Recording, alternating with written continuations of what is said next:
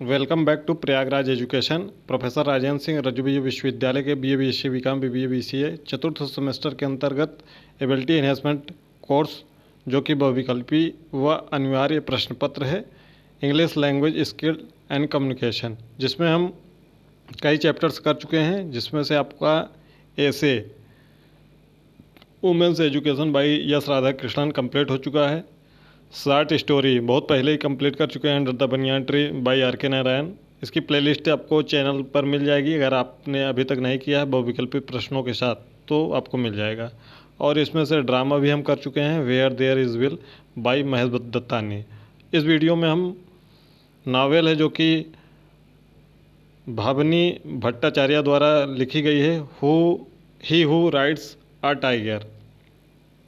भावनी भट्टाचार्य जिनका जन्म 1906 में हुआ था और उनकी मृत्यु 1989 में हुई थी, और यह जो कृति है वह 1954 में प्रकाशित हुई थी, जो कि बंगाल के अकाल के प्रकोप से रिलेटेड है। तो चलिए इसके बारे में ही पूरा डिटेल में जानेंगे, बहुत समरी में देखेंगे इस पूरे नावल को। जो इस नावल का शुरुआती पृष्ठभूमि है वह है कालो। कालो जो कि झरना नामक एक छोटे से शहर से बिलोंग करता है। ठीक है, झरना नामक एक छोटे से शहर से बिलोंग करता है और वह काले रंग का और निम्न जाति का लोहार है। वह एक ईमानदार और मेहनती व्यक्ति है जो अपनी अत्यधिक बुद्धिमान बेटी चंद्रलेखा, उसकी जो बेटी है उसका नाम है चंद्रलेखा, या फिर लेखा भी आपसे कोष्ठक में दे सकता है, चंद्रलेखा या लेखा। तो जो मुख्य कैरेक्टर है इस नावल का वह है कालो, और उसकी बेटी जो कि बुद्धिमान है, चंद्रलेखा या लेखा कह सकते हैं। वह अपनी बेटी को एक अच्छा और सम्मानजनक भविष्य देना चाहता है। 1943 में बंगाल में भीषण अकाल का प्रकोप पड़ता है, जहां चारों तरफ भूखमरी फैल जाती है, और वह अपनी बेटी और अपना पेट पालने के लिए वह कलकत्ता चला जाता है और अपनी बेटी को उसके बुआ के यहाँ छोड़ देता है। जब वह कलकत्ता के लिए जाता है तो उसकी जो ट्रेन होती है उसमें वह केला चुरा लेता है फर्स्ट क्लास कंपार्टमेंट से, रेलवे के डिब्बे से, और वहाँ वह पकड़ा जाता है कालो, और उसे 3 महीने की कठोर कारावास की सज़ा सुनाई जाती है। और जब कालो मजिस्ट्रेट से कहता है कि वह सिर्फ जीवित रहने के लिए चोरी की थी, मजिस्ट्रेट से कालो कहता है कि वह सिर्फ जीवित रहने के लिए केला चुराया था, तो मजिस्ट्रेट क्रूरता से कहता है कि तुम्हें जीवित ही क्यों रहना है।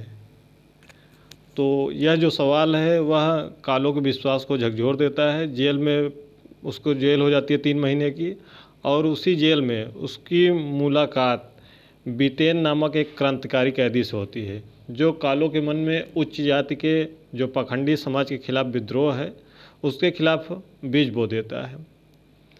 और जब जेल से कालो छूटता है,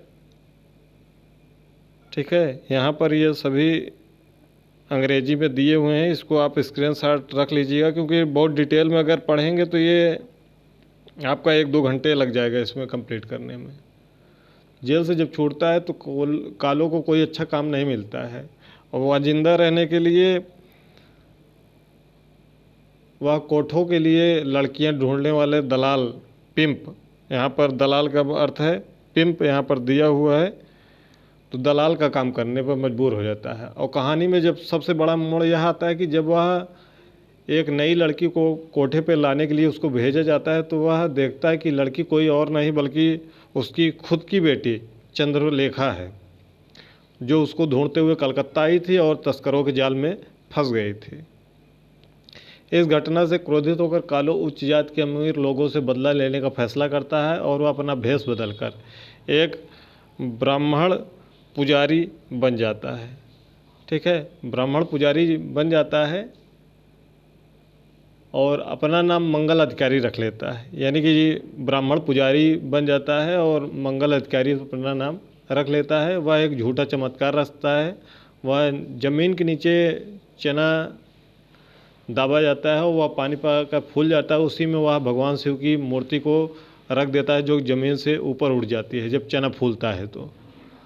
और एक अमीर है मोतीचंद, जो कि अमीर और भ्रष्टाचार हैं, इस चमत्कार को सच मान लेते हैं। वहाँ एक भव्य शिव मंदिर बनाया जाता है उसी से, और कालो को उस मंदिर का मुख्य पुजारी बना दिया जाता है, और चंद्रलेखा को एक पवित्र देवी का दर्जा दे दिया जाता है, क्योंकि लोग जानते नहीं हैं कि यह एक निम्न जाति का लोहार है, और उसको मुख्य पुजारी बना देते हैं जो भी अमीर और भ्रष्ट लोग हैं।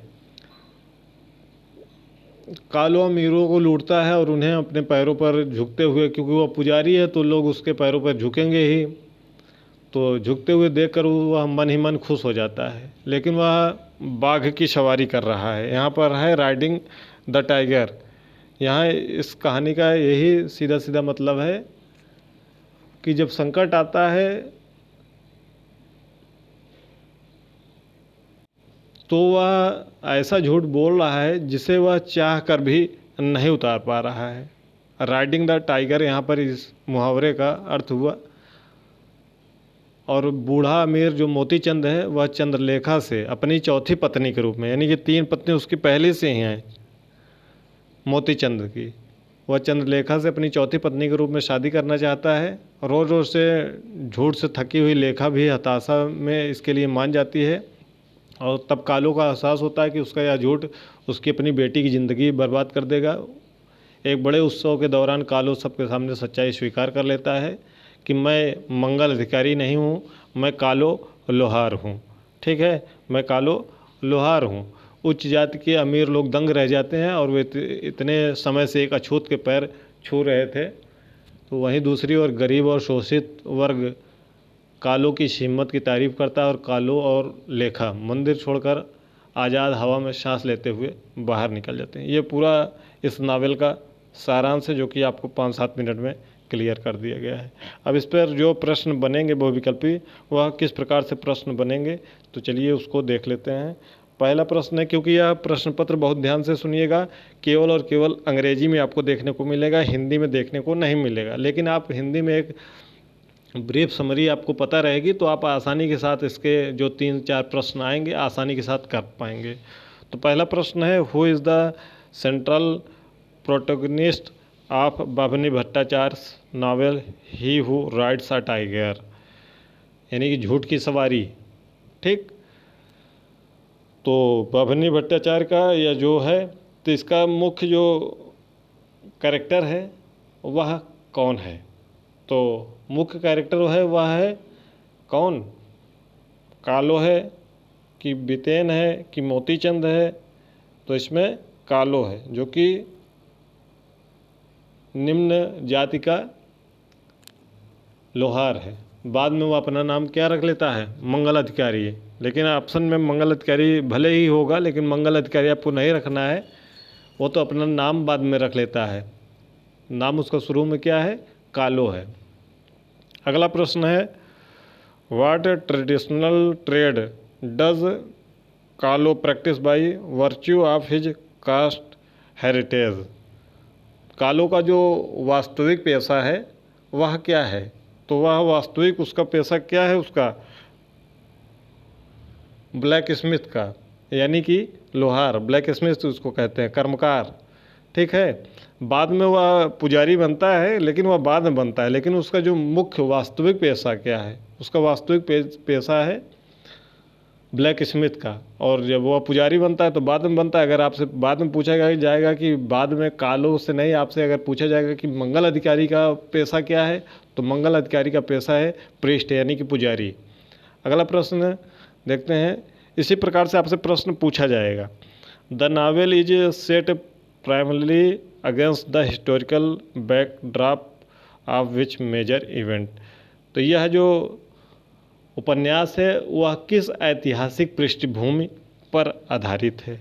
तो यह 1943 का जो बंगाल में अकाल पड़ा था उस पर आधारित है। ठीक। अगला प्रश्न है, what is the name of Kalo's highly intelligent and literate daughter, जो उसकी बुद्धिमान बिटिया है कालो की, उसका क्या नाम था? तो उसका नाम क्या था? चंद्रलेखा, या आपको लेखा भी दे सकता है, तो उसका जो नाम था वह चंद्रलेखा था। अगला प्रश्न है, for what minor act of desperation is Kalo sentenced to 3 months of rigorous imprisonment? किस छोटे से अपराध के लिए कालो को 3 महीने की जेल हुई थी? तो वह क्या चुरा लिया था? केला चुरा लिया था। क्या चुरा लिया था? केला चुरा लिया था। तो आपका ऑप्शन जो हो जाएगा विकल्प नंबर 2, stealing a few bananas due to severe hunger. भूख मिटाने के लिए वह जो रेलवे का फर्स्ट क्लास का कंपार्टमेंट था वहाँ से केला चुरा लिया था। अगला प्रश्न है, which character provide Kalo with radical rebellious perspective while incarcerated? यानी कि जेल में रहने के दौरान कालो को क्रांतिकारी विचार कौन दिया, कौन प्रेरित किया? तो जेल में जो और एक कैदी बंद था वह कौन था? बीतेन था। बीटेन या भी कह सकते हैं, बीतेन था जो कि उसको प्रेरित किया। आगे प्रश्न है, what is the Brahmin presidium assumed by Kalo to execute his grand deception? ब्राह्मण होने का नाटक करते समय कालो कौन सा फर्जी नाम अपनाता है? तो वह फर्जी नाम कौन सा अपनाता है? मंगल अधिकारी नाम से पुजारी बनता है। Which Hindu deity does Kalo utilize to mouth his fake marshal of the rising statue? Kalo अपने मंदिर की स्थापना के लिए किस हिंदू देवता के चमत्कार का नाटक करता है? तो वह भगवान शिव की मूर्ति कहता है कि ऊपर उठ गई है, चना उसके नीचे दबाया रहता है, तो चना फूल जाता है तो मूर्ति ऊपर उठ जाती है धरती से। तो लॉर्ड शिवा, भगवान शिव की मूर्ति को।